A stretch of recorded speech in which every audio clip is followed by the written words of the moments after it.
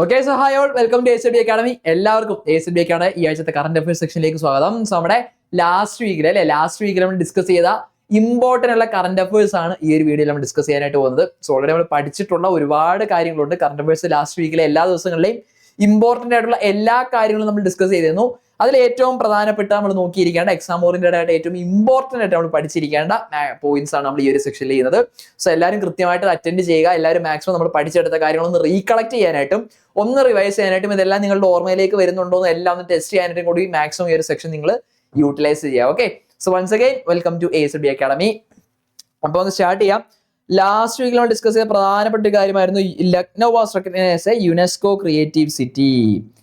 എന്ത് ചെയ്തു? യുനെസ്കോയുടെ ക്രിയേറ്റീവ് സിറ്റീസ് എന്ന് പറയുന്ന ഒരു കാറ്റഗറി ഉണ്ട് അല്ലേ, which means art and literature അല്ലെങ്കിൽ എന്താണ് മ്യൂസിക് അല്ലെങ്കിൽ ഫുഡ്, ഇങ്ങനത്തെ ഒരുപാട് കാര്യങ്ങളിലേക്ക് വളരെ എന്താണ് എത്നിക് ആയിട്ടുള്ള അല്ലെങ്കിൽ ഹെറിറ്റേജ് കൾച്ചർ വൈസ് ഒരുപാട് ഫീച്ചേഴ്സ് ഒക്കെ വരുന്ന സിറ്റീസിനെ എന്ത് ചെയ്യുന്നുണ്ട് UN അതിന്റെ ക്രിയേറ്റീവ് സിറ്റി അല്ലെ യുനെസ്കോ ഒരു ക്രിയേറ്റീവ് സിറ്റി എന്ന് പറയുന്നത് എന്ത് ചെയ്തിട്ടുണ്ട്, ഒരു ലിസ്റ്റ് തയ്യാറാക്കിയിട്ടുണ്ട്. എന്താണ് വരുന്നുള്ള ഞാൻ പറഞ്ഞല്ലോ, അത് അവിടുത്തെ ഉള്ള സ്പെസിഫിക് ആയിട്ടുള്ള ഒരു ഹെറിറ്റേജിനെ അല്ലെങ്കിൽ അത്രയും യുണീക്ക് ആയിട്ടുള്ള ഒരു കൾച്ചറും ഹെറിറ്റേജും ഒക്കെ വരുന്ന സിറ്റീസിനെയാണ് ഇതിനകത്തേക്ക് ആഡ് ചെയ്യുക, ഈ യുനെസ്കോയുടെ ക്രിയേറ്റീവ് സിറ്റി എന്ന് പറയുന്ന പട്ടികയിലേക്ക് ആഡ് ചെയ്യുക.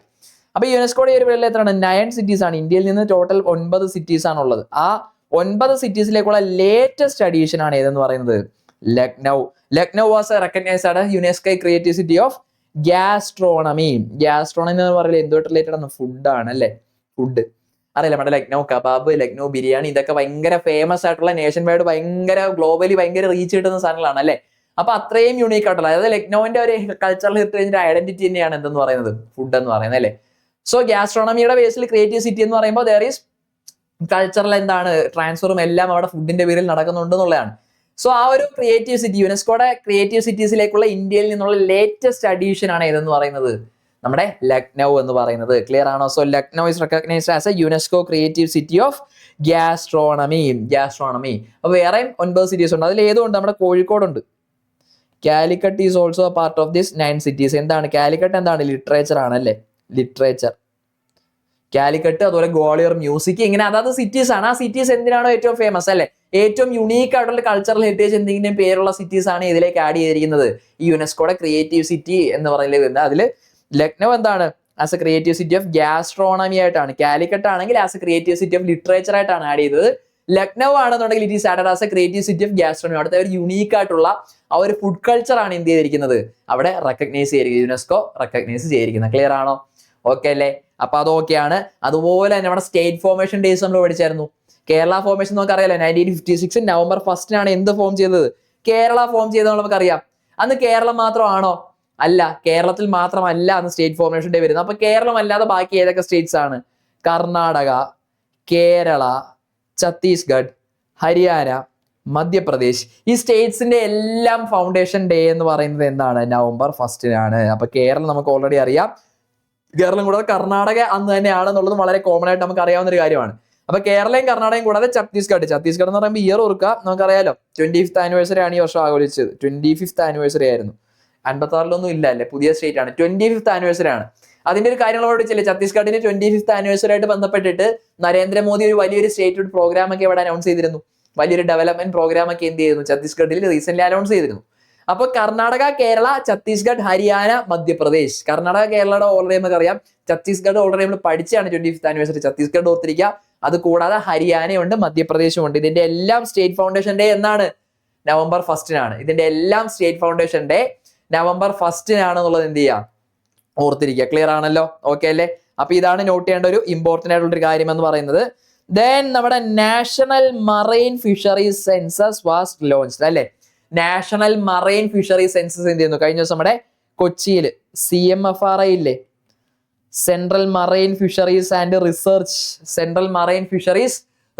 ഇൻസ്റ്റിറ്റ്യൂട്ട് എന്ന് പറയുന്നത് നമ്മുടെ കൊച്ചിയിലുള്ളത്. CMFRI ഉണ്ട്. അവിടെ വെച്ചിട്ട് ഫിഷറീസിന്റെ സ്റ്റേറ്റ് മിനിസ്റ്റർ ആയിട്ടുള്ള സാമന്ത്രിയായിട്ടുള്ള മലയാളി ആയതുകൊണ്ടാണ് ഞാൻ പറഞ്ഞത് ജോർജ് കുര്യൻ എന്ത് ചെയ്തിരുന്നു? ജോർജ് കുര്യൻ കഴിഞ്ഞ ദിവസം CMFRI വെച്ച് എന്ത് ലോഞ്ച് ചെയ്തു?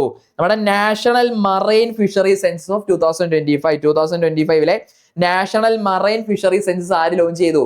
ജോർജ് കുര്യൻ ലോഞ്ച് ചെയ്തു അല്ലെ, CMFRI വെച്ചിട്ട്. എന്താണ് അതിന്റെ സ്പെഷ്യാലിറ്റി എന്ന് പറയുന്നത്?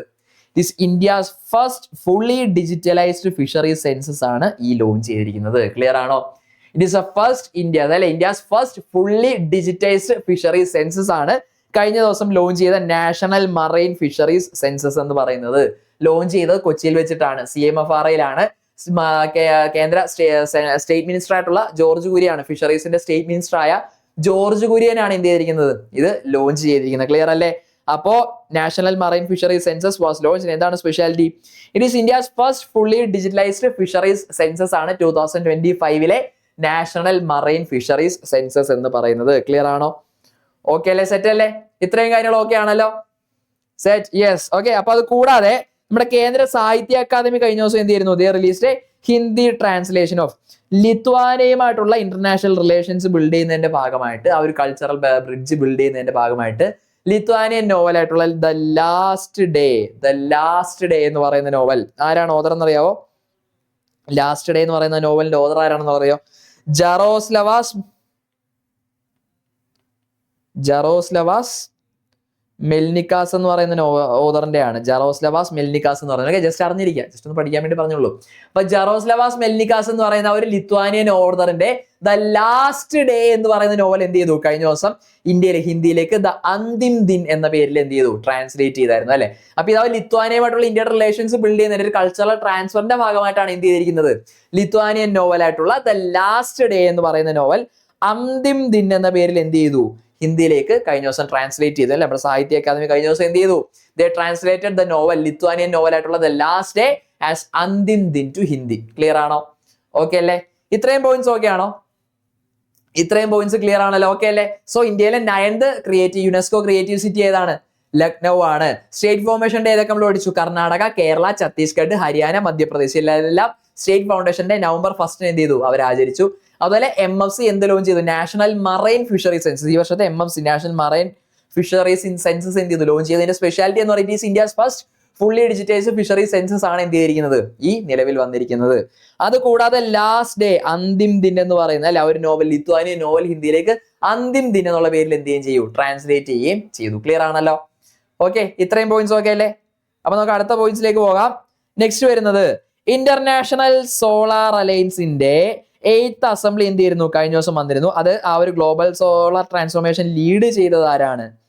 ഇന്ത്യയാണ് കേട്ടോ. ആ ഒരു ഗ്ലോബൽ സോളാർ ട്രാൻസ്ഫോർമേഷൻ സോളാർ പവറിന്റെ എംപവർമെന്റിന് വേണ്ടി അല്ലെങ്കിൽ സോളാർ പവറിന്റെ ഡെവലപ്മെന്റിന് വേണ്ടി രൂപീകരിച്ച ഓർഗനൈസേഷൻ ആണ് ഇതെന്ന് പറയുന്നത് ഇന്റർനാഷണൽ സോളാർ അലയൻസ് എന്ന് പറയുന്നത് അല്ലെ. ഇന്റർനാഷണൽ സോളാർ അലയൻസ് എന്ന് പറയുന്നത് ഇത് ഇന്ത്യയെ സംബന്ധിച്ച് വളരെ ഇമ്പോർട്ടന്റ് ആണ്. കാരണം ഈ ഇന്റർനാഷണൽ സോളാർ അലയൻസിന്റെ ഫൗണ്ടിങ് മെമ്പർ ആണ്, one of the founding members ആണ് ആരെന്ന് പറയുന്നത്, ഇന്ത്യ എന്ന് പറയുന്നത്. ഇന്ത്യ മാത്രമാണോ? ഇന്ത്യ അതുപോലെ തന്നെ ഫ്രാൻസും ചേർന്നിട്ടാണ്, ഇന്ത്യയും ഫ്രാൻസും ചേർന്നിട്ടാണ് എന്ത് രൂപീകരിക്കുന്നത്, ഇന്റർനാഷണൽ സോളാർ അലയൻസ് എന്ത് ചെയ്തിരിക്കുന്നത്, രൂപീകരിച്ചിരിക്കുന്നത് അല്ലെ.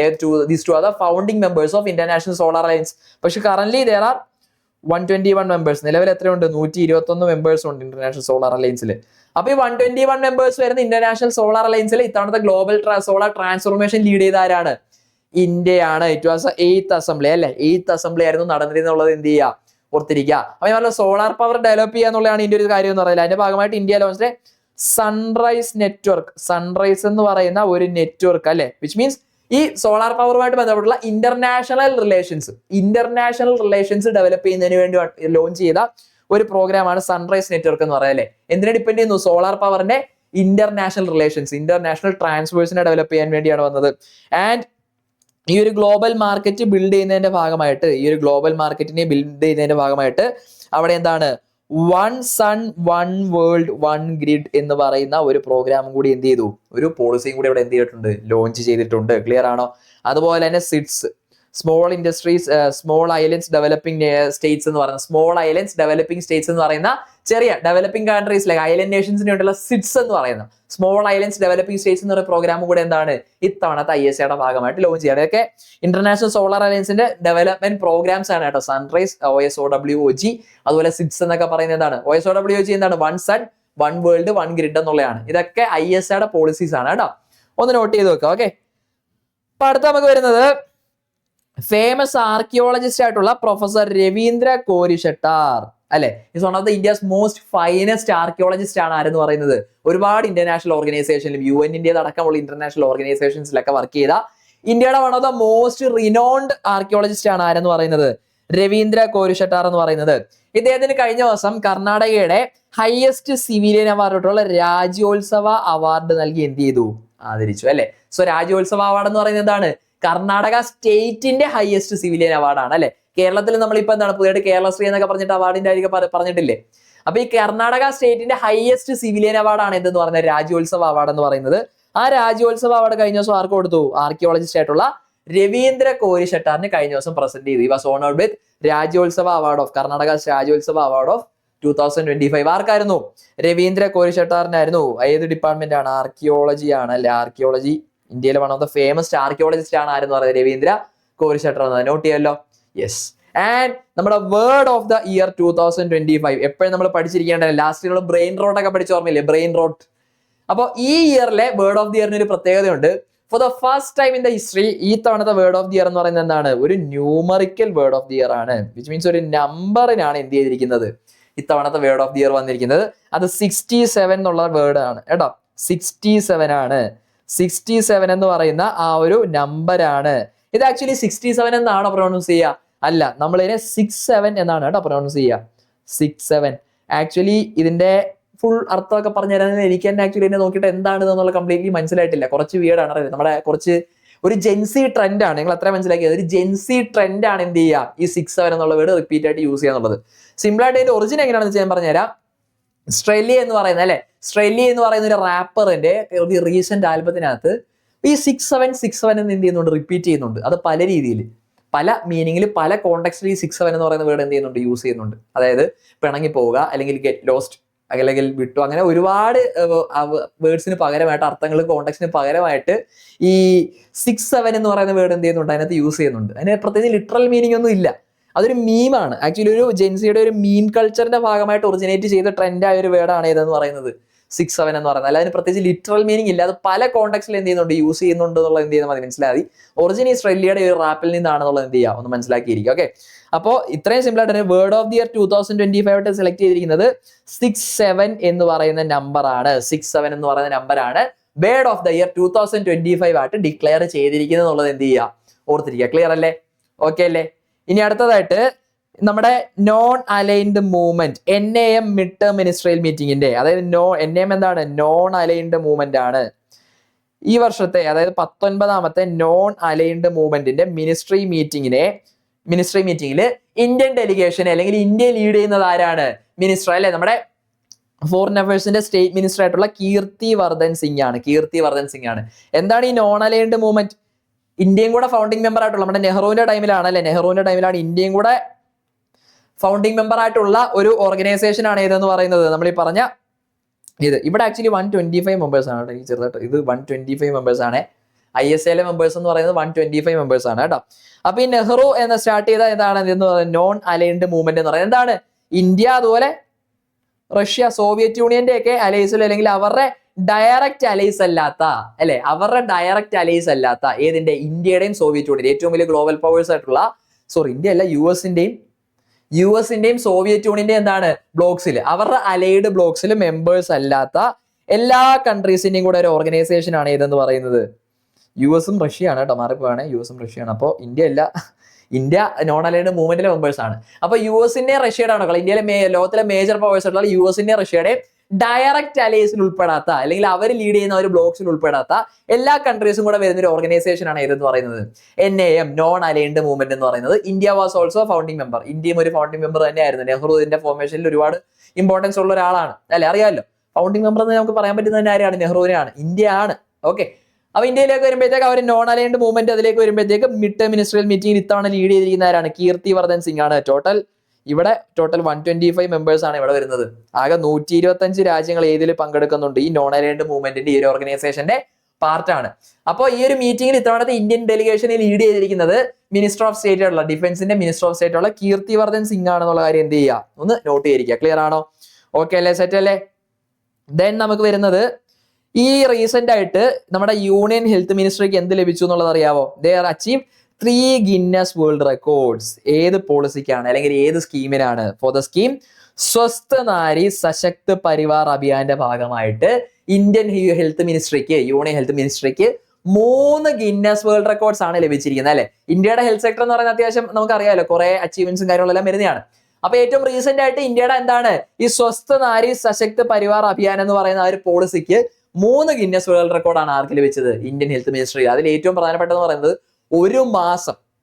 ഒരു മന്തിൽ ഏറ്റവും അധികം ആളുകൾ രജിസ്റ്റർ ചെയ്ത മെഡിക്കൽ സ്കീമാണ് ഏതെന്ന് പറയുന്നത്? സ്വസ്ഥ നാരി സശക്ത് പരിവാർ അഭിയാൻ എന്ന് പറയുന്നത് ഒരു മാസത്തിൽ ഏറ്റവും അധികം ആളുകൾ രജിസ്റ്റർ ചെയ്ത പോർട്ടലാണ് ഇതെന്ന് പറയുന്നത് സ്വസ്ഥ നാരി എന്ന് പറയുന്നത് അല്ലെ. ഇറ്റ്സ് മെയിൻലി ഫോർ ചിൽഡ്രൻ, കുട്ടികൾക്കും സ്ത്രീകൾക്കും വേണ്ടിയുള്ള ഹെൽത്ത് സ്കീമാണ് ഏതെന്ന് പറയുന്നത്? ഈ പറയുന്ന സ്വസ്ഥ നാരി സശക്ത് പരിവാർ അഭിയാൻ എന്ന് പറയുന്നത്. ഇതിന്റെ ഭാഗമായിട്ട് ലാസ്റ്റ് ഏകദേശം 3 കോടിയോളം ഏകദേശം 3.21 crore ആളുകളാണ് ഈ ഒരു പോളിസിയിൽ ലാസ്റ്റ് ഒരു മന്തിൽ രജിസ്റ്റർ ചെയ്തത്. അത് ആക്ച്വലി ഒരു ഗിന്നസ് വേൾഡ് റെക്കോർഡാണ്. ഒറ്റ മാസത്തിൽ ഏറ്റവും അധികം ആളുകൾ രജിസ്റ്റർ ചെയ്തിരിക്കുന്ന മെഡിക്കൽ സ്കീം അല്ലെങ്കിൽ മെഡിക്കൽ പോർട്ടലൊക്കെയാണ് ഏതെന്ന് പറയുന്നത്? ഈ പറയുന്ന സ്വസ്ഥ നാരി സശക്ത് പരിവാർ അഭിയാൻ എന്ന് പറയുന്നത്. ക്ലിയർ ആണോ? അതിന്റെ ഭാഗമായിട്ട് 3, ഇത് കൂടാതെ വേറെ 2 ഗിന്നസ് വേൾഡ് റെക്കോർഡും കൂടെ ആർക്ക് കിട്ടിയിട്ടുണ്ട്?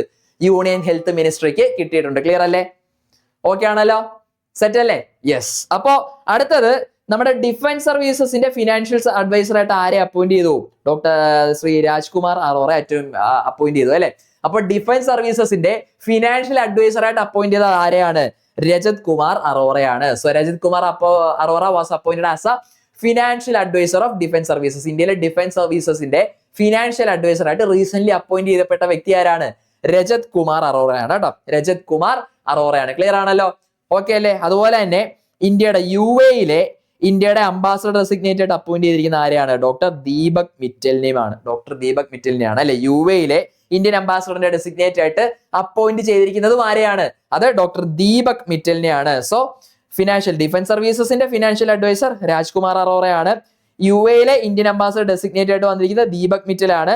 അതുപോലെ തന്നെ ഡിഫൻസ് അക്കൗണ്ട്സിന്റെ കൺട്രോളർ ജനറൽ ആയിട്ട് അപ്പോയിന്റ് ചെയ്തത് വിശ്വജിത് സഹായ് ആണ്. ഡിഫൻസ് അക്കൗണ്ട്സിന്റെ കൺട്രോളർ ജനറൽ എന്ന് പറയുന്നത്. അപ്പൊ ഒന്ന് നോട്ട് ചെയ്ത ഫിനാൻഷ്യൽ അഡ്വൈസർ ഡിഫൻസ് സർവീസസിന്റെ ഫിനാൻഷ്യൽ അഡ്വൈസർ രജിത് കുമാർ അറോറയാണ്. അതുപോലെ UAE Indian ambassador designate Deepak മിറ്റലാണ്.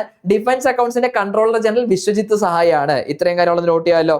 അതുപോലെ തന്നെ നമ്മുടെ IUCN അത് international union for conservation of nature അല്ലെ. UN ഒരു ഓർഗനൈസേഷൻ ആണ് ഏതെന്ന് പറയുന്നത്? IUCN എന്ന് പറയുന്നത്. ഈ IUCN ഒരുപാട് കമ്മിറ്റീസ്, ഒരുപാട് സ്പെഷ്യലൈസ്ഡ് കമ്മിറ്റീസ് അല്ലെ, ഡിഫറെന്റ് നേച്ചർ കൺസർവേഷൻസിന് വേണ്ടിയുള്ള ഒരുപാട് സ്പെഷ്യൽ കമ്മീഷൻസും കമ്മിറ്റീസും എല്ലാം വരുന്നുണ്ട്. അപ്പൊ ഈ IUCN സ്പീഷീസ് സർവൈവൽ കമ്മീഷന്റെ ചെയർമാനായിട്ട് തെരഞ്ഞെടുക്കപ്പെട്ടത് ആരാണെന്ന് അറിയാവോ?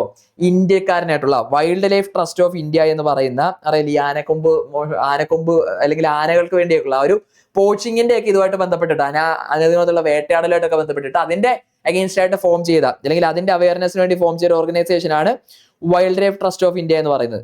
ഈ വൈൽഡ് ലൈഫ് ട്രസ്റ്റ് ഓഫ് ഇന്ത്യയുടെ ഫൗണ്ടർ ആയിട്ടുള്ള വിവേക് മേനോനെയാണ് IUCN സ്പീഷീസ് സർവൈവൽ കമ്മീഷന്റെ ചെയർമാനായിട്ട് നിലവിൽ അപ്പോയിന്റ് ചെയ്തത്. ഇതിന് സ്പെഷ്യാലിറ്റി ഉണ്ട്, അറിയാവോ? ഫസ്റ്റ് ഇന്ത്യൻ എന്നുള്ളത് മാത്രമല്ല, is also the first Asian. ഈ ഒരു പദവിയിലേക്ക് എത്തുന്ന ഫസ്റ്റ് ഏഷ്യനും കൂടിയാണ് ആരെന്ന് പറയുന്നത്? വിവേക് മേനോൻ എന്ന് പറയുന്നത്. So wild life trust of ഇന്ത്യയുടെ ഫൗണ്ടർ ആയിട്ടുള്ള വിവേക് മേനോനാണ് IUCN സ്പീഷീസ് സർവൈവൽ കമ്മീഷന്റെ ലേറ്റസ്റ്റ് ചെയർമാനായിട്ട് അപ്പോയിന്റ് ചെയ്തിരിക്കുന്നത്. സ്പെഷ്യാലിറ്റി എന്താണ്? ഫസ്റ്റ് ഇന്ത്യൻ മാത്രമല്ല, he is also the first Asian to be attended to the specific position. ഈ ഒരു പൊസിഷനിലേക്ക് എത്തുന്ന ആദ്യത്തെ ഏഷ്യൻ കൂടിയാണ് ആരെന്ന് പറയുന്നത്? വിവേക് മേനോൻ എന്ന് പറയുന്നത്. ക്ലിയർ അല്ലേ? ഓക്കെ ആണല്ലോ? ഇത്രയും കാര്യങ്ങൾ ഓക്കെ ആണല്ലോ? അപ്പൊ അടുത്തതിലേക്ക് പോകാം. നമ്മുടെ ലേറ്റസ്റ്റ് ആയിട്ട് വെരി ഇമ്പോർട്ടൻറ്റ് നോട്ട് ചെയ്തോ, നമ്മുടെ ആധാർ എന്ന് പറയുന്ന ഒരു പോളിസിയെ കുറച്ചും കൂടി ഡെവലപ്ഡ് ആക്കുന്ന, അഡ്വാൻസ് ആക്കുന്നതിന് വേണ്ടിയിട്ട് ഇന്ത്യ ലോഞ്ച് ചെയ്തൊരു പോളിസിയാണ് ആധാർ വിഷൻ 2032 എന്ന് പറയുന്നത്. To strengthen India's digital identity framework. അതായത് ആധാർ തന്നെയാണ് നമ്മുടെ ഡിജിറ്റൽ ഐഡന്റിറ്റി ഫ്രെയിംവർക്ക് എന്ന് പറയുന്നത്. എന്താണ്? ആധാറാണ്. ആധാറിനെ ഡെവലപ്പ് ചെയ്യാൻ വേണ്ടി, വിച്ച് മീൻസ് ആധാറിനെ എന്താക്കുക? AI ബേസ്ഡ് ആക്കുക. ആധാർ ഡോക്യുമെന്റ്സിലും എല്ലാം AI ബേസ്ഡ് ടെക്നോളജീസ് കൊണ്ടുവരിക. ഡേറ്റ കളക്ഷൻ ആണെങ്കിലും അല്ലാത്ത കാര്യങ്ങളാണെങ്കിലും. അതുപോലെ എന്ത് ചെയ്യുക? എറർ കമ്പ്യൂട്ടിങ് കുറെ കൂടെ സ്ട്രോങ് ആക്കുക. അതായത് ഇത്രയും വലിയൊരു ഡേറ്റാബേസ് ആയതുകൊണ്ട് തന്നെ അറിയാമല്ലോ, ഇന്ത്യയുടെ ആധാർ സിസ്റ്റം എന്ന് പറയുന്നത് ഇത്രയും ഏറ്റവും പോപ്പുലേഷൻ കൂടിയ ഇത്രയും ആളുകൾ ഒരുമിച്ച് അക്കോമഡേറ്റ് ചെയ്യുന്ന ഒരു ഡോക്യുമെന്റ് ഇതാണ് എന്തെന്ന് പറയുന്നത്? ഡോക്യുമെന്റേഷൻ ആണ് ആധാർ എന്ന് പറയുന്നത്. എറേഴ്സ് ഉണ്ടാവാനുള്ള സാധ്യത കൂടുതലല്ലേ? വളരെ കൂടുതലാണ്. അപ്പൊ അതിനെ മാക്സിമം എറർ ഫ്രീ ആക്കുക എന്നുള്ള ഉദ്ദേശത്തോടെ കമ്പ്യൂട്ടിംഗ് ടെക്നോളജീസ് എന്ത് ചെയ്യുക? ഇംപ്രൂവ് ചെയ്യുക. അതിനുവേണ്ടി AI ബേസ്ഡ് ആയിട്ടുള്ള ഡേറ്റ കളക്ഷനും കാര്യങ്ങളെല്ലാം ഇംപ്രൂവ് ചെയ്യുക. അങ്ങനെ ഈ ആധാറിനെ എന്ത് ചെയ്യുക, ടെക്നോളജി ബേസിൽ ഡെവലപ്പ് ചെയ്യുക എന്നുള്ളതിന്റെ ഒരു പോളിസി അല്ലെങ്കിൽ അതിനുവേണ്ടി ലോഞ്ച് ചെയ്ത ഇന്ത്യയുടെ പോളിസിയാണ് ആധാർ വിഷൻ 2032. ആധാർ വിഷൻ 2032 എന്ന് പറയുന്നത്. ക്ലിയർ ആണോ? ഓക്കെ അല്ലേ? അപ്പൊ ആധാർ വിഷൻ 32 എന്താണെന്നുള്ള ക്ലിയർ ആയല്ലോ. അടുത്തത് BIS അറിയാലോ, ഇന്ത്യയിലെ കൺസ്യൂമർ റൈറ്റ്സിനെ പ്രൊട്ടക്ട് ചെയ്യാൻ വേണ്ടി ഒരുപാട് ഓർഗനൈസേഷൻസ് ഉണ്ട്. അതിലൊരെണ്ണമാണ് ഏതെന്ന് പറയുന്നത് bureau of Indian standards, BIS എന്ന് പറയുന്നത് അല്ലെ. പ്രൊഡക്റ്റ് ക്വാളിറ്റി ആയിട്ട് ബന്ധപ്പെട്ട ഒരു ഓർഗനൈസേഷൻ ആണ് BIS എന്ന് പറയുന്നത്. ആ BIS ഡയറക്ടർ ജനറൽ ആയിട്ട് നിലവിൽ അപ്പോയിന്റ് ചെയ്ത ആരാണ്? സഞ്ജയ് ഗർഗിനെയാണ് കേട്ടോ. So Sanjay Garg has taken charge as director general of BIS, bureau of Indian സ്റ്റാൻഡേർഡ്സിന്റെ പുതിയ ഡയറക്ടർ ജനറൽ ആരാണ്? സഞ്ജയ് ഗർഗാണ് കേട്ടോ. IAS ഓഫീസർ ആയിട്ടുള്ള സഞ്ജയ് ഗർഗാണ് എന്നുള്ള കാര്യം എന്ത് ചെയ്യുക, ഓർത്തിരിക്കുക. അതുപോലെ മറ്റൊരു മേജർ അപ്പോയിന്റ്മെന്റ്, ഇന്ത്യൻ നേവിയുടെ 14th ചീഫ് ഓഫ് മെറ്റീരിയൽ ആയിട്ട് അപ്പോയിന്റ് ചെയ്തത് ആരെയാണ്? അത് വൈസ് അഡ്മിറൽ B ശിവകുമാർ ആണ്. അതും കൂടെ പഠിക്കുക കേട്ടോ. മറ്റൊരു മേജർ അപ്പോയിന്റ്മെന്റ് ആണ്. ഇന്ത്യൻ നേവിയുടെ ചീഫ് ഓഫ് മെറ്റീരിയൽ ആയിട്ട് അപ്പോയിന്റ് ചെയ്തിരിക്കുന്ന ആരെയാണ്? B ശിവകുമാറിനെയാണ്. അതുപോലെ ഇന്ത്യ എന്തും കണ്ടക്ട് ചെയ്യുകയാണ്? They conducted drone and counter drone exercise. India latest ആയിട്ട് കണ്ടക്ട് ചെയ്ത ഡ്രോൺ എക്സർസൈസിന്റെ പേരെന്താണ്? വായു സമന്വയ് സെക്കൻഡ് എന്നാണ് കേട്ടോ. ഓക്കെ, നോട്ട് ചെയ്തു. ഇന്ത്യയുടെ ഏറ്റവും റീസെന്റ് ആയിട്ട് നടന്ന ഡ്രോൺ എക്സർസൈസ് ആണ്, drone and counter drone exercise ആണ് ഏതെന്ന് പറയുന്നത്? വായു സമന്വയ് സെക്കൻഡ് എന്ന് പറയുന്നത്. ഇന്ത്യയുടെ ഏറ്റവും റീസെന്റ് ആയിട്ട് നടന്ന ഡ്രോൺ എക്സർസൈസ് അല്ലെങ്കിൽ drone and counter drone exercise ആണ് എന്ന് പറയുന്നത് വായു സമന്വയ്. ഇന്ത്യയുടെ ഡ്രോൺ സേഫ്റ്റിയിൽ ഇന്ത്യയുടെ സെൽഫ് റിലയൻസ് വർദ്ധിപ്പിക്കുക. ഈ ഡ്രോൺ എക്സർസൈസിൽ അല്ലെങ്കിൽ ഡ്രോൺസിന്റെ കേസിൽ ഇന്ത്യയുടെ സെൽഫ് റിലയൻസ് വർദ്ധിപ്പിക്കുക. അറിയാലോ, ഇപ്പൊ നടന്ന യുദ്ധങ്ങളിൽ ഇനി അങ്ങോട്ട് വരാൻ പോകുന്ന യുദ്ധങ്ങളിലെല്ലാം ഡ്രോൺ യുദ്ധങ്ങളാണ്. ആക്ച്വലി ഡ്രോണിന് ഭയങ്കരമായിട്ടുള്ള ഇമ്പോർട്ടൻസ് ഉണ്ട്. അപ്പൊ ആ ഒരു ഫീൽഡിൽ ഇന്ത്യയുടെ സെൽഫ് റിലയൻസ് എന്ത് ചെയ്യുക, വർദ്ധിപ്പിക്കുക എന്നുള്ളത് തന്നെയാണ് ഈ ഒരു എക്സർസൈസ് വായു സമന്വയ സെക്കൻഡിന്റെ എയിം എന്ന് പറയുന്നത്. ക്ലിയർ ആണല്ലോ? ഓക്കെ അല്ലേ? അപ്പൊ അതുപോലെ തന്നെ റഷ്യ ഏറ്റവും റീസെന്റ് ആയിട്ട് ലോഞ്ച് ചെയ്ത ന്യൂക്ലിയർ പവേർഡ് സബ്മറൈൻ. ക്ലിയർ ആണോ? റഷ്യ ഏറ്റവും റീസെന്റ് ആയിട്ട് ലോഞ്ച് ചെയ്ത ന്യൂക്ലിയർ പവേർഡ് സബ്മറൈൻ ഏതാണ്? ഇറ്റ് ഈസ് ഖബറോവ്സ്ക് ആണ് കേട്ടോ. ഖബറോവ്സ്ക് ആണ്. ക്ലിയർ ആണല്ലോ? ഓക്കെ അല്ലേ? അപ്പൊ റഷ്യ റീസെന്റ് ആയിട്ട് ലോഞ്ച് ചെയ്ത ന്യൂക്ലിയർ പവേർഡ് സബ്മറൈൻ ഏതാണെന്ന് ചോദിച്ചാൽ അത് ഖബറോവ്സ്ക് ആണ് കേട്ടോ. ഖബറോവ്സ്ക് ആണ്. പഠിക്കാമല്ലോ, ഖബറോവ്സ്ക് ആണ്. അപ്പൊ ഇന്ത്യയുടെ ഡ്രോൺ കൗണ്ടർ ഡ്രോൺ എക്സർസൈസ് വായു സമന്വയ സെക്കൻഡ് ഇത് ഖബറോവ്സ്ക് ആണ്. ക്ലിയർ ആണോ? ഓക്കെ അല്ലേ? സെറ്റ് ആണല്ലോ? യെസ്. അടുത്തത് അപ്പോ നമ്മുടെ GD, നമുക്ക് ഇനി അടുത്തതായിട്ട് ഏറ്റവും അടുത്ത് വരാൻ പോകുന്ന മറ്റൊരു പ്രധാനപ്പെട്ട, നമുക്ക് അടുത്ത ക്വസ്റ്റിനിലേക്ക് പോകുന്നതിന് മുൻപ് നമ്മുടെ ഇനി വരാൻ പോകുന്ന എക്സാമുകളിൽ ഏറ്റവും പ്രധാനപ്പെട്ട ഇനി വരാൻ പോകുന്ന ഒരു പ്രധാനപ്പെട്ട നോട്ടിഫിക്കേഷൻ ആണ് നമ്മുടെ 2026 GD എക്സാംസ് എന്ന് പറയുന്നത് അല്ലേ. ഓൾറെഡി ഇപ്പൊ നമ്മുടെ മെഡിക്കലിലോട്ടും കാര്യങ്ങളൊക്കെ എത്തുന്നതേ ഉള്ളൂ. അതിനിടയ്ക്ക് തന്നെ നമുക്ക് എന്ത് ചെയ്യും, അത് കംപ്ലീറ്റ് ആയി കുറച്ച് നാളെ കൂടുതലിൽ തന്നെ എല്ലാം കഴിയുമ്പോൾ നമുക്ക് എന്ത് വരും? GDയുടെ നോട്ടിഫിക്കേഷൻസ് വരും. ഈ ഇയറിലേക്കുള്ള GDയുടെ അവിടെ എന്ത് വരും? നോട്ടിഫിക്കേഷൻസും കാര്യങ്ങളും എല്ലാം വരും. അപ്പൊ ആ നോട്ടിഫിക്കേഷൻ വരുന്ന ടൈമിൽ തന്നെ നമുക്ക് ഇതിന് എന്ത് വേണം? ആ ഒരു ടൈമിൽ തന്നെ അതിന് വരുന്നതിന് മുൻപ് തന്നെ അടുത്ത എക്സാമിലേക്കുള്ള പ്രിപ്പറേഷൻ നമ്മൾ സ്റ്റാർട്ട് ചെയ്യണം. അല്ലെ ഓൾറെഡി, കാരണം നമുക്ക് കോമ്പറ്റീഷൻ കൂടും. ഈ വർഷം പഠിച്ചവരുണ്ടായിരിക്കും, അതിൽ കിട്ടാത്തവർ വീണ്ടും അടുത്ത വർഷത്തേക്ക് പഠിക്കും. അപ്പൊ അവരുമായിട്ടൊക്കെ വെട്ടിപ്പിടിച്ചിട്ട് നമുക്ക് അടുത്ത വർഷത്തേക്ക് വരുമ്പോൾ ഈ ഒരു GDയുടെ നോട്ടിഫിക്കേഷൻ വരുമ്പോൾ ലിസ്റ്റിലേക്ക് നമ്മൾ വരണം അല്ലെങ്കിൽ അപ്പോയിന്റ്മെന്റ് കിട്ടണം എന്നുണ്ടെങ്കിൽ നമ്മൾ എന്ത് ചെയ്യണം? ഇപ്പോഴേ പ്രിപ്പറേഷൻസ് തുടങ്ങേണ്ടത് വളരെയധികം ഇമ്പോർട്ടന്റ് ആണ്. സോ നിങ്ങളുടെ GD എന്ന് പറയുന്ന ലക്ഷ്യത്തിലേക്ക് എത്താൻ വേണ്ടി ASWD അക്കാഡമി എല്ലാ രീതിയിലുള്ള സപ്പോർട്ട് നിങ്ങൾക്ക് ഉറപ്പുവരുത്തുന്നതിന് വേണ്ടി SSC GDയുടെ എക്സ്ക്ലൂസീവ് ബാച്ച് 2026 എക്സാമിലേക്കുള്ളത് ASWD അക്കാഡമിയിൽ സ്റ്റാർട്ട് ചെയ്തിട്ടുണ്ട്. സോ പുതിയതായിട്ട് പഠിച്ചു തുടങ്ങാൻ ആഗ്രഹിക്കുന്നവരും അല്ലെങ്കിൽ കഴിഞ്ഞ എക്സാംസിന് പ്രിപ്പയർ ചെയ്തു കിട്ടിയില്ല എന്നുള്ളവരും ഇതുവരെയുള്ള പഠനത്തിൽ നിങ്ങൾ സാറ്റിസ്ഫൈഡ് അല്ല, അത് എഫക്റ്റീവ് ആയിട്ടില്ല എന്നുള്ള തോട്ടൊക്കെ ഉള്ളവരുണ്ടെന്നുണ്ടെങ്കിൽ ഒന്നും നോക്കണ്ട, നമ്മുടെ ഈ വീഡിയോ എൻഡ് ചെയ്യുന്നിട്ട് സ്ക്രോളിൽ നിങ്ങൾക്ക് നമ്പർ കാണാനായിട്ട് പറ്റുമല്ലോ, അതിലേക്ക് വിളിക്കുക. അത് നിങ്ങളുടെ ഒരു സ്റ്റഡി മെത്തേഡും സ്റ്റഡി സ്റ്റൈലും അനുസരിച്ച് ഒരു മെന്റർഷിപ്പ് സപ്പോർട്ടോട് കൂടി തന്നെ നിങ്ങളുടെ കൺവീനിയൻസോട് കൂടി തന്നെ നിങ്ങളെ പഠിപ്പിക്കാനായിട്ട് ഹെൽപ്പ് ചെയ്യുന്ന ഒരു ഡെയിലി സ്റ്റഡി പ്ലാൻ തന്നെയായിരിക്കും ഈ കോഴ്സിന്റെ ഭാഗമായിട്ട് നിങ്ങൾക്ക് കിട്ടുക. അതിന് കൃത്യമായിട്ടുള്ള അനാലിസിസ്, വെറുതെ പഠിച്ചു പോകുന്നുള്ളതല്ല, പഠിച്ച് നിങ്ങൾക്ക് പ്രാക്ടിക്കലായിട്ട് പ്രയോഗിക്കാൻ പറ്റുന്നുണ്ട്. കൃത്യമായിട്ടുള്ള മോക്ക് ടെസ്റ്റുകളും കാര്യങ്ങളും എല്ലാം ഇതിന്റെ ഭാഗമായിട്ട് എടുക്കും. ആൻഡ് കറന്റ് അഫയേഴ്സ് നിങ്ങൾക്ക് ഡെയിലി, വീക്ക്ലി, മന്ത്ലി ബേസിസിൽ കിട്ടുന്നത് കൊണ്ട് തന്നെ അത് നിങ്ങൾക്കൊരു പ്രശ്നമേ ആവത്തില്ല. പഠിച്ചു പോകുന്നുള്ളതല്ല, maximum syllabus maximum early coverage തന്നെയാണ്.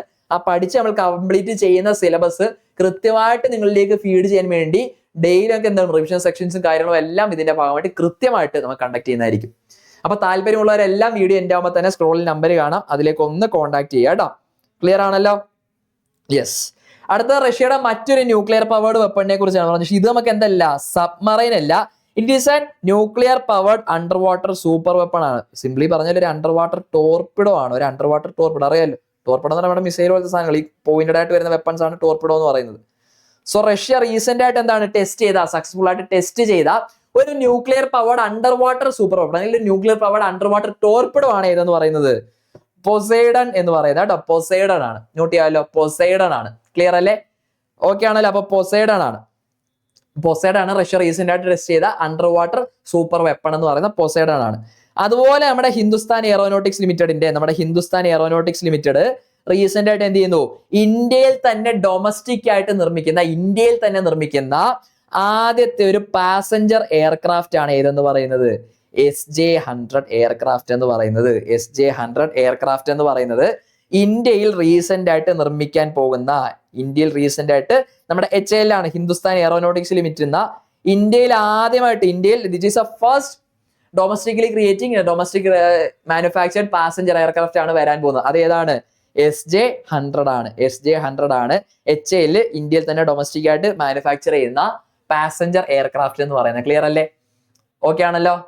അതുപോലെ തന്നെ കഴിഞ്ഞ ദിവസം നമ്മുടെ ministry of new and renewable എനർജിയുടെ അണ്ടറിൽ എന്ത് ചെയ്തിരുന്നു, ന്യൂഡൽഹിയിൽ ഒരു international conference of green hydrogen conduct ചെയ്തിരുന്നു. അത് എവിടെയാണ്? ന്യൂഡൽഹിയിലാണ് കണ്ടക്ട് ചെയ്യുന്നത് കേട്ടോ. അപ്പൊ 2025 international conference of green hydrogen എവിടെയാണ് കണ്ടക്ട് ചെയ്തത്? ന്യൂഡൽഹിയിലാണ് കേട്ടോ. ന്യൂഡൽഹിയിലാണ്. അണ്ടർ ഏത് മിനിസ്ട്രി ആയിരിക്കും? Ministry of new and renewable energy അല്ലെ? ആ ഒരു റിന്യൂവബിൾ എനർജിയുടെ ആ ഒരു മിനിസ്ട്രിയുടെ അണ്ടറിലാണ് എന്ത് വരുന്നത്, ഈ ഒരു മീറ്റിംഗ് കണ്ടക്ട് ചെയ്തത്. ന്യൂഡൽഹിയിലാണ് കണ്ടക്ട് ചെയ്തതെന്നുള്ളത് എന്ത് ചെയ്യുക, ഓർത്തിരിക്കുക. അതുപോലെ നമ്മൾ പഠിക്കാൻ പോകുന്ന റീസെന്റ് ആയിട്ട് വന്നൊരു ഹറിക്കെയിൻ ഏതാണ്? Melissa hurricane.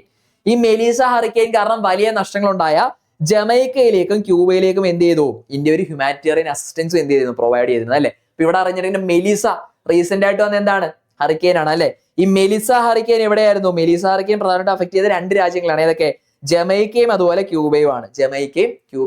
അവിടേക്ക് ആവശ്യമുള്ള ഹ്യൂമാനിറ്റേറിയൻ അസിസ്റ്റൻസ് എല്ലാം ആര് പ്രൊവൈഡ് ചെയ്തിട്ടുണ്ട്? നിലവിൽ ഇന്ത്യ പ്രൊവൈഡ് ചെയ്തിട്ടുണ്ട്. അപ്പൊ ഇന്ത്യയുടെ ഫോറിൻ റിലേഷൻസ് പഠിക്കുമ്പോൾ ഇതും കൂടെ ഒന്ന് പഠിക്കുക കേട്ടോ, ഇതും കൂടെ ഒന്ന് നോട്ട് ചെയ്യുക.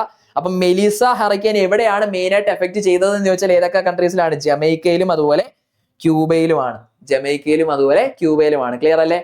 ഓക്കെ അല്ലേ? അതുപോലെ തന്നെ ഇന്ത്യ എന്ത് ചെയ്തു? ഇന്ത്യ എക്സ്പോർട്ട് ചെയ്ത first consignment of fortified rice kernel to Costa Rica. നമ്മൾ പറഞ്ഞ ഫോർട്ടിഫൈഡ് റൈസ് എന്താണ്? ഹൈ ന്യൂട്രീഷ്യസ് വാല്യൂ ഉള്ള, അതായത് നോർമൽ റൈസ് അല്ല. ന്യൂട്രീഷ്യസ് വാല്യൂ എന്താണ്? അത് കെമിക്കലി ഇംപ്ലാന്റഡ് ആണ് കേട്ടോ. അത് നമ്മൾ അല്ലാതെ ഇംപ്ലിമെന്റ് ചെയ്യുന്നതാണ്, അല്ല നാച്ചുറലി ഉള്ളതല്ല.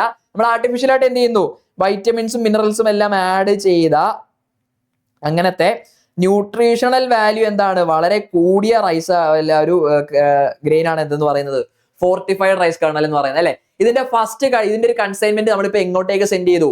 കോസ്റ്ററിക്കയിലേക്ക് അല്ലെ. കോസ്റ്ററിക്കയിലേക്കുള്ള ഇന്ത്യയുടെ ഒരു ഫോർട്ടിഫൈഡ് റൈസിന്റെ ഫസ്റ്റ് കൺസൈൻമെന്റ് എന്ത് ചെയ്യുന്നു, കഴിഞ്ഞ ദിവസം അയച്ചിട്ടുണ്ട്. ഏത് കൺട്രിയിലേക്കാണ്? കോസ്റ്ററിക്ക. അപ്പൊ കോസ്റ്ററിക്കയിലേക്കുള്ള ഇന്ത്യയുടെ ഫസ്റ്റ് ഫോർട്ടിഫൈഡ് റൈസ് കർണലിന്റെ കൺസൈൻമെന്റ് എവിടെ നിന്നാണെന്ന് അറിയാം? ഛത്തീസ്ഗഡിൽ നിന്ന് എങ്ങോട്ടേക്ക് അയച്ചിരിക്കുകയാണ്? കോസ്റ്ററിക്കയിലേക്ക് അയച്ചിരിക്കുകയാണ്. അപ്പൊ ഈ കോസ്റ്ററിക്ക കൂടാതെ നിലവിൽ നമ്മളിപ്പോ അടുത്ത ആഴ്ച കൺട്രോവേഴ്സി പഠിക്കും. നമ്മൾ ഇന്ന് ഓൾറെഡി ഡിസ്കസ് ചെയ്താണ് പാപ്പുവ കൂടി ഇന്ത്യ എന്ത് സെൻഡ് ചെയ്തിട്ടുണ്ട്? ഈ ഫോർട്ടിഫൈഡ് റൈസിന്റെ ഒരു കൺസൈൻമെന്റ് ഇന്ത്യ സെൻഡ് ചെയ്തിട്ടുണ്ട്. അതും ഛത്തീസ്ഗഡിൽ നിന്ന് തന്നെയാണ് പോയിരിക്കുന്നത്. ക്ലിയർ അല്ലേ? ഓക്കെ അല്ലേ? അപ്പൊ കോസ്റ്ററിക്കയിലേക്കാണ് ഇന്ത്യയുടെ ഫോർട്ടിഫൈഡ് റൈസിന്റെ ആ ഒരു കൺസൈൻമെന്റ് പോയത് എന്നുള്ളത് ഓർത്തിരിക്കുക. ആൻഡ് അത് കൂടാതെ നെക്സ്റ്റ് നമുക്ക് പഠിക്കാനായിട്ട് വരുന്നതാണ് നമ്മുടെ എന്താണ്, ഗ്ലോബൽ കോപ്പറേറ്റീവ് റാങ്കിങ്സിൽ 1ഉം 2ഉം സ്ഥാനങ്ങളിൽ എത്തിയിരിക്കുന്നത് ഇന്ത്യയിൽ നിന്നും തന്നെയുള്ള 2 കോപ്പറേറ്റീവ് സെക്ടേഴ്സ് ആണ് കേട്ടോ. 2 കോപ്പറേറ്റീവ് സെക്ടേഴ്സ്, അത് അമൂലും IFFCOയും ആണ് എന്ത് ചെയ്തിരിക്കുന്നത്, ഇന്ത്യയിൽ നിന്നും എന്ത് ചെയ്തിരിക്കുന്നത് ഇത്തവണത്തെ ഗ്ലോബൽ കോപ്പറേറ്റീവ് റാങ്കിങ്സിൽ. അത് പിന്നെ അറിയാമല്ലോ, ഈ കോപ്പറേറ്റീവ് സെക്ടർ എന്ന് പറയുമ്പോഴത്തേക്ക് അവിടെ ഗ്ലോബലി ഏറ്റവും കൂടുതൽ ഡോമിനേറ്റ് ചെയ്യുന്നത് ആര് തന്നെ ആയിരിക്കും? ഇന്ത്യ തന്നെ. കാരണം ഇന്ത്യയിൽ അത്രയും ഡെവലപ്ഡ് ആയിട്ടുള്ള ഒരു കോപ്പറേറ്റീവ് സെക്ടർ വേറെ രാജ്യങ്ങൾക്ക് കാണാനായിട്ട് പറ്റുമോ? ഇല്ല. അപ്പൊ ഇത്തവണ അമൂലും 1ാം സ്ഥാനത്ത് അല്ലേ. അപ്പൊ ഗ്ലോബൽ കോപ്പറേറ്റീവ് റാങ്കിങ്സിലെ ഫസ്റ്റ് റാങ്കും സെക്കൻഡ് റാങ്കും ഇന്ത്യയിൽ നിന്നുള്ള 2 കോപ്പറേറ്റീവ് സൊസൈറ്റീസിന് തന്നെയാണ്. ഏതൊക്കെയാണ്? അമൂലും അതുപോലെ IFC എന്ന് പറയുമ്പോഴത്തേക്ക് ഇന്ത്യൻ ഫാമേഴ്സ് ഫെർട്ടിലൈസർ ആണ് കേട്ടോ. Indian farmers fertiliser cooperative limited ആണ് ഇതെന്ന് പറയുന്നത്, IFFCO എന്ന് പറയുന്നത്. സോ അമൂലും IFFCO ആണ് കോപ്പറേറ്റീവ് റാങ്കിങ്സിൽ ഗ്ലോബൽ ലെവലിൽ ഫസ്റ്റ് റാങ്കും സെക്കൻഡ് റാങ്കും. ക്ലിയർ അല്ലേ? ഓക്കെ അല്ലേ? അത് ഇന്ത്യയിൽ നിന്നേ വരൂ എന്ന് നിങ്ങൾ എന്താ വെച്ചാൽ, അത് ഇന്ത്യയിൽ തന്നെ ഏറ്റവും വലിയ കോപ്പറേറ്റീവ് സെക്ടർ ആണ് അമൂൽ എന്ന് പറയുന്നത്. അപ്പൊ അമൂലും വരും, അതുപോലെ IFFCO ആണ് കേട്ടോ. അതുപോലെ തന്നെ QS ഏഷ്യ യൂണിവേഴ്സിറ്റി റാങ്കിങ്സിൽ ഈ ഒരു വർഷം എന്ത് സംഭവിച്ചു? ഇന്ത്യയിലെ പല യൂണിവേഴ്സിറ്റീസിനും എന്താണ്, റാങ്കിൽ ഡിക്ലൈൻ ഉണ്ടായി. ഓക്കെ, പല യൂണിവേഴ്സിറ്റീസിനും. ചണ്ഡീഗഡ് യൂണിവേഴ്സിറ്റി ഒഴിച്ചിട്ട് ചണ്ഡീഗഡ് യൂണിവേഴ്സിറ്റി മാത്രമാണ് ഈ വർഷം QS ഏഷ്യ യൂണിവേഴ്സിറ്റി റാങ്കിങ്സിൽ അവരുടെ റാങ്ക് എന്ത് ചെയ്തത്, മെച്ചപ്പെടുത്തിയത്. അതായത് നമ്മൾ ഈ ഡിക്ലൈൻ എന്ന് പറയുമ്പോൾ നിങ്ങൾ മനസ്സിലാക്കേണ്ട കാര്യം, പല ഈ യൂണിവേഴ്സിറ്റീസിലൊന്നും, ഈവൻ IIT ഡൽഹിയാണ് ഇന്ത്യയിലെ ടോപ്പ് റാങ്ക്ഡ് യൂണിവേഴ്സിറ്റി എന്ന് പറഞ്ഞത്. പക്ഷേ IIT ഡൽഹി ഇത്തവണ എന്തില്ല, ടോപ്പ് 15 ഇല്ല. ഐ തിങ്ക് 59th പൊസിഷനിലേക്കൊക്കെയാണ് എത്തിയിരിക്കുന്നത് IIT ഡൽഹിയൊക്കെ. പക്ഷേ ഈ വർഷത്തെ ഗ്രോത്ത് റേറ്റ്, എൻറോൾമെന്റ് റേറ്റ് ഒക്കെ ആക്ച്വലി IIT ഡൽഹിയിൽ എന്താണ് കൂടുതലാണ്. ഗ്രോത്ത് റേറ്റും കാര്യങ്ങളെല്ലാം ഉണ്ട്. സ്കോർ എന്ത് ചെയ്തിട്ടില്ല, കുറഞ്ഞിട്ടില്ല. സ്കോർ കുറഞ്ഞിട്ടില്ല. ബട്ട് സ്റ്റിൽ സ്കോർ കുറഞ്ഞില്ല എന്നുണ്ടെങ്കിലും കമ്പയർഡ് ടു അതർ യൂണിവേഴ്സിറ്റീസ് ഇവരുടെ എല്ലാം ഗ്രോത്ത് റേറ്റ് കുറവായതുകൊണ്ട് ഇത്തവണ എന്ത് ചെയ്തു, ഇന്ത്യയിലെ മിക്ക യൂണിവേഴ്സിറ്റീസും ഈ ഒരു ഏഷ്യ യൂണിവേഴ്സിറ്റി റാങ്കിങ്സിൽ അവർക്ക് റാങ്കിങ്ങിന് ഇടിവാണ് ഉണ്ടായത്. ഗ്രോത്ത് ഉണ്ടായിട്ടുണ്ട്, ഇല്ല എന്നല്ല, ഗ്രോത്ത് ഉണ്ടായിട്ടുണ്ട്. പക്ഷേ കമ്പയർഡ് ടു അതർ യൂണിവേഴ്സിറ്റീസ്, ബാക്കി രാജ്യങ്ങളിലെ യൂണിവേഴ്സിറ്റീസിനെ കമ്പയർ ചെയ്ത് നോക്കുമ്പോൾ ആ ഗ്രോത്ത് റേറ്റ് എന്താണ്, കുറവാണെന്നുള്ള മനസ്സിലാക്കിയിരിക്കുക. ഓക്കെ. അതുപോലെ തന്നെ ഡിഫൻസ് കോർപ്പറേഷന്റെ ഭാഗമായിട്ട് ഇന്ത്യ ഏറ്റവും റീസെന്റ് ആയിട്ട് ഒരു മെമ്മോറാൻഡം സൈൻ ചെയ്ത ആരുമായിട്ടാണ് ഒരു അഗ്രിമെന്റ് വന്നിരിക്കുന്നത്, ഇന്ത്യയും ഇസ്രായേലും തമ്മിലാണ്. ഡിഫൻസ് റിലേഷൻസ് ബിൽഡ് ചെയ്യുന്നതിന്റെ ഭാഗമായിട്ട് ഇന്ത്യയും ഇസ്രായേലും ചേർന്നിട്ട് എന്ത് ചെയ്തിട്ടുണ്ട്, ഏറ്റവും റീസെന്റ് ആയിട്ട് ഒരു ഡിഫൻസ് കോർപ്പറേഷന്റെ ഭാഗമായിട്ട് ഒരു മെമ്മോറാൻഡം എന്ത് ചെയ്തിട്ടുണ്ട്, സൈൻ ചെയ്തിട്ടുണ്ട്. അതുപോലെ തന്നെ നമ്മുടെ ഇന്ത്യൻ ഹോക്കി ഫെഡറേഷന്റെ 100 ഇയേഴ്സിന്റെ ആനിവേഴ്സറിയും എന്താണ്, 2025 1925 ഇന്ത്യൻ ഹോക്കി ഫെഡറേഷൻ എന്ത് ചെയ്യുന്നത്, നിലവിൽ വരുന്നത്. ഇന്ത്യൻ ഹോക്കി ഫെഡറേഷൻ അതിന്റെ 100th ആനിവേഴ്സറി ആഘോഷിക്കുന്ന വർഷം കൂടിയാണ് ഏതെന്ന് പറയുന്നത്, 2025 എന്ന് പറയുന്നത്. അപ്പോൾ ഈ വർഷം അന്തരിച്ച മറ്റൊരു ഹോക്കി പ്ലെയർ ഉണ്ടല്ലോ, ഒളിമ്പ്യൻ ആയിട്ടുള്ള ഇന്ത്യയുടെ ഒരു ഹോക്കി പ്ലെയർ റീസെന്റ് എന്ത് ചെയ്തിരുന്നു, അന്തരിച്ചിരുന്നു. മലയാളിയാണ്. അദ്ദേഹത്തിന്റെ പേരെന്താണ്, മാനുവൽ ഫ്രെഡറിക് എന്നാണ് അല്ലെ. മാനുവൽ ഫ്രെഡറിക് ആണ് ഈ വർഷം അന്തരിച്ച പ്രധാനപ്പെട്ട ഒരു ഇന്ത്യൻ ഹോക്കി പ്ലെയർ എന്ന് പറയുന്നത് അല്ലെ. ഒളിമ്പ്യൻ ആയിരുന്നു, മെഡലിസ്റ്റും ആയിരുന്നു. ക്ലിയർ അല്ലേ? അപ്പോൾ ഇന്ത്യൻ ഹോക്കി ഫെഡറേഷന്റെ 100 ഇയേഴ്സ് അല്ലെങ്കിൽ 100 ഇയേഴ്സ് ഓഫ് ഇന്ത്യൻ ഹോക്കിയുടെ സെലിബ്രേഷൻ എന്ത് ചെയ്തിട്ടുണ്ട്, ഈ വർഷം സ്റ്റാർട്ട് ചെയ്തിട്ടുണ്ട്. അതും കൂടെ നോട്ട് ചെയ്യുക. ആൻഡ് മോസ്റ്റ് ഇമ്പോർട്ടന്റ്ലി ഒരു കാര്യം കൂടെ, November 6th ഒരു പ്രത്യേകത. November 6th UN എന്തായിട്ടാണ് ആചരിക്കുന്നത്? It is preserved as a international day for preventing the exploitation of the environment in war and armed conflict. അതായത് വാർ ടൈമിലും ആംഡ് കോൺഫ്ലിക്ട്സിന്റെ ടൈമിലും എല്ലാം എൻവയോൺമെന്റിന് ഉണ്ടാകുന്ന എഫക്ട്സിനെ എന്താണ്, എക്സ്പ്ലോയിറ്റേഷനെ പ്രിവെന്റ് ചെയ്യുന്നതിനുള്ള, അതുമായിട്ട് ബന്ധപ്പെട്ട അവയർനെസ് പ്രൊവൈഡ് ചെയ്യുന്നതിന് വേണ്ടിയുള്ള ദിവസമാണ് ഇതെന്ന് പറയുന്നത്, 6th November എന്ന് പറയുന്നത്. സോ 6th November എന്താണ്, 6th November എന്തായിട്ടാണ് UN ആചരിക്കുന്നത്? It is preserved as the international day for preventing the exploitation of environment in war and armed conflict. War ടൈമിലും ആംഡ് കോൺഫ്ലിക്റ്റിന്റെ ടൈമിലും എൻവയോൺമെന്റിന് അഗൈൻസ്റ്റ് ആയിട്ടുള്ള എക്സ്പ്ലോയിറ്റേഷൻസ് തടയുക, അതിനുവേണ്ടിയുള്ള ബോധവൽക്കരണ ദിവസമാണ് ഏത്, 6th November എന്ന് പറയുന്നത്. ക്ലിയർ ആണോ? ഓക്കെ അല്ലേ? അപ്പൊ ഇതൊക്കെയാണ് ഇന്നത്തെ നമ്മുടെ ഈ ഒരു ആഴ്ച, ഈ ഒരു വീക്കിലെ നമ്മുടെ പ്രധാനപ്പെട്ട കറന്റ് അഫയേഴ്സ് എന്ന് പറയുന്നത്. കൃത്യമായിട്ട് ഡെയിലി ക്ലാസ്സസ് കണ്ടവരാണ് നിങ്ങളുണ്ടെങ്കിൽ ഇതെല്ലാം നിങ്ങൾക്ക് റീകളക്ട് ചെയ്യാനായിട്ട് പറ്റും. ജസ്റ്റ് ഒരു റിവിഷൻ മോഡലിൽ ഇതെല്ലാം നിങ്ങൾ എന്ത് ചെയ്യുക, വീണ്ടും പഠിക്കുക. അപ്പോൾ ഈ ഒരു രീതിയിൽ കറന്റ് അഫയേഴ്സ് ഒക്കെ ഡെയിലി, വീക്ക്ലി, മന്ത്ലി ബേസിൽ കൃത്യമായിട്ട് പഠിച്ച് റിവിഷനും കണ്ടക്ട് ചെയ്ത് അടുത്ത വരാൻ പോകുന്ന GD ലിസ്റ്റിൽ വരാൻ ആഗ്രഹിക്കുന്ന ഒരു വിദ്യാർത്ഥിയാണ് നിങ്ങൾ. വീണ്ടും ഞാൻ പറയുന്നു, നിങ്ങൾ ഇനിയും താമസിച്ചിട്ടില്ല, സ്റ്റാർട്ട് ചെയ്യാനുള്ള പെർഫെക്റ്റ് ടൈമാണ്. വീഡിയോ എൻഡ് ചെയ്യുന്ന ടൈമിൽ തന്നെ സ്ക്രോളിലേക്ക് വിളിക്കുക നിങ്ങളുടെ എല്ലാ എൻക്വയറീസും. ഓക്കെ, പഠിച്ച് തുടങ്ങിയവരായിക്കോട്ടെ, ഇനി കഴിഞ്ഞു അല്ലാതെ സാറ്റിസ്ഫൈഡ് പെർഫോം ചെയ്യാൻ പറ്റാത്തവരായിക്കോട്ടെ, നിങ്ങളെ എല്ലാം ആ ഒരു ജോലി എന്ന് പറയുന്ന ലക്ഷ്യത്തിലേക്ക് എത്തിക്കാൻ വേണ്ടിയിട്ടുള്ള എല്ലാ എഫേർട്ടും നമ്മുടെ ഭാഗത്തു നിന്നുണ്ടായിരിക്കും, എല്ലാ ഹെൽപ്പും നിങ്ങൾക്കുണ്ടായിരിക്കും. അതുകൊണ്ട് എത്രയും പെട്ടെന്ന് തന്നെ മാക്സിമം നേരത്തെ നിങ്ങൾ വിളിക്കുക. നിങ്ങളുടെ എല്ലാ എൻക്വയറീസും അതിലേക്ക് നിങ്ങൾക്ക് അറിയാൻ പറ്റുന്നതാണ്. മാക്സിമം നേരത്തെ അഡ്മിഷൻ എടുത്ത് പഠിച്ച് തുടങ്ങാനായിട്ട് എല്ലാവരും ശ്രദ്ധിക്കുക. നമുക്ക് ഒരുമിച്ച് ആ ലക്ഷ്യത്തിലേക്ക് പോകാം. അപ്പോൾ കറന്റ് അഫയേഴ്സ് സെക്ഷനുമായിട്ട് ഇനി അങ്ങോട്ടുള്ള ക്ലാസ്സസിൽ നമുക്ക് മീറ്റ് ചെയ്യാം. അപ്പോൾ ഇന്ന് എല്ലാവരും നല്ല ഹാപ്പി ആയിട്ട് ഈ ഒരു സെക്ഷനിൽ പറഞ്ഞ കാര്യങ്ങളെല്ലാം നന്നായിട്ടൊന്ന് പഠിക്കുക, റിവൈസ് ചെയ്യുക, ഹാപ്പി ആയിട്ടിരിക്കുക. Okay, so all the best. നമുക്ക് അടുത്ത ക്ലാസ്സിൽ കാണാം.